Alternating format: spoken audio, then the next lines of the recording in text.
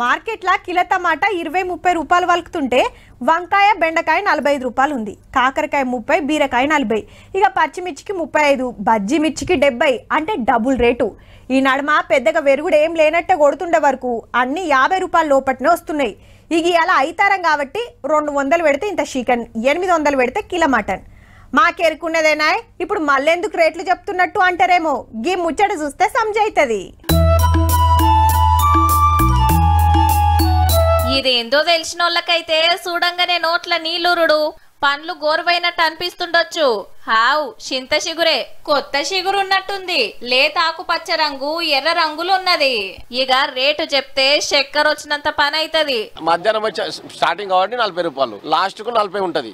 మధ్యలో 20 రూపాయలు 30 రూపాయలు ఉంటుంది. కిలో కంటే 800 పడుతుంది కానీ 600కి ఇస్తాం, 600-500కి ఇస్తాం. అంటే మటన్ తోని పోటీ పడుతున్నట్టే.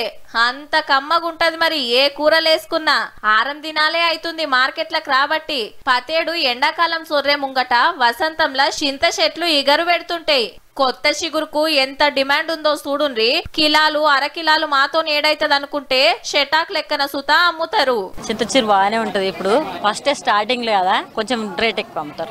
రేపు కొంచెం ఎక్కువ అయినా కొద్ది 20 రూపాయల చెట్టు కూడా అమ్ముతారు. ఇప్పుడు 30-40 అంటారు. పప్పుల, చేపల కూరల, చికెన్ అయినా మటన్ అయినా చింత చిగురేసి వండితిరా అంటే ఆ రుచే అలాగుంటది. పచ్చి చేపల తలకాయ కూరలో బాగుంటది, మటన్ బాగా రుచి ఉంటుంది. అందుకే ఇంత రేట్ అయినా కొండపోతారు. కొందరు ఇండ్లలున్న చెట్ల ఇగురు తెంపుకొస్తే కొందరు అడవుల పొంట పోయి కొత్త ఇగురు కోసుకొచ్చి అమ్ముతుంటారు.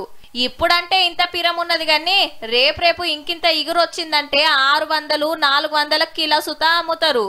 ఎనకటోళ్లకు చింత చిగురు గానొచ్చిందంటే అస్సలు ఇడిచిపెట్టరు.